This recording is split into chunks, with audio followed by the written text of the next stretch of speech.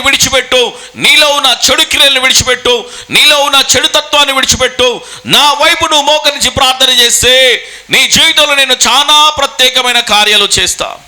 నీ జీవితంలో నేను అద్భుతాలను చేస్తా. నీ పరిస్థితులను మార్చి, నీ ఆందోళనను మార్చి, నీ నిర్ణయాలలో నేను ప్రత్యేకమైన మార్గాలను నేను సరళము చేస్తా. ప్రభువుల నిజంగా దేవుడు చేయగల సామర్థ్యము గలవాడు.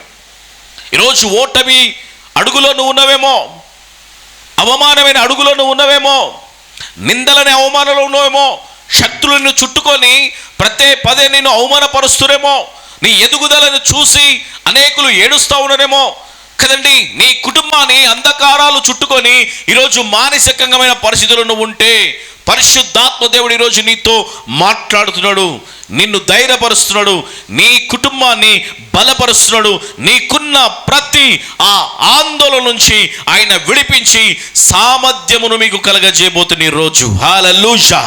ఆయన సామర్థ్యము నీ మీద, నీ కుటుంబం మీద